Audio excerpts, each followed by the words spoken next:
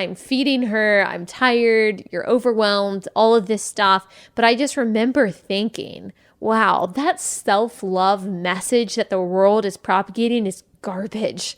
It is garbage. And that's something I've said a million times on this podcast before, but it's something that became extremely tangible for me when I became a mom. And I'm not advocating for self-loathing or self-deprecation. You guys know that. But the fixation that our society has on loving ourselves and doing what we want at all times is trendy narcissism. That's all it is. And when it's contrasted to the love that you feel for your child, it's completely flimsy. You see and you feel that immediately. You see just how empty and unfulfilling that is.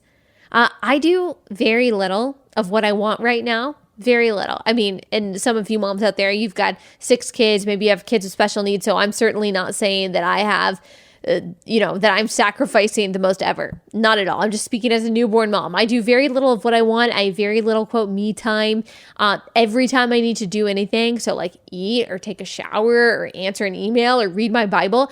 There is something and someone that is demanding my attention. And guess what?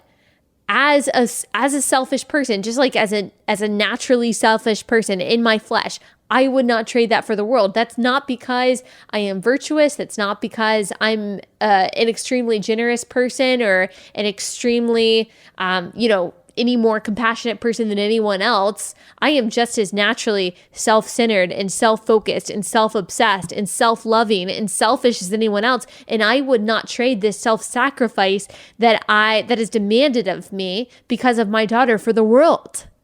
I am so uninterested in this pithy self-love, self-care, self-empowerment mantra that is given to me by Instagram influencers, like so uninterested in it. It is fake. It is fleeting. It is ultimately completely unsatisfying. I mean, give me self-emptying any day over self-obsession. There is joy in service, and the end of self-centeredness is misery. And I'm going to keep going just on this tangent just for a little bit. Here's what the people propagating the self-love gospel don't know, and apparently don't want you to know, that sacrificial love is so much better than self-love. It's so much better.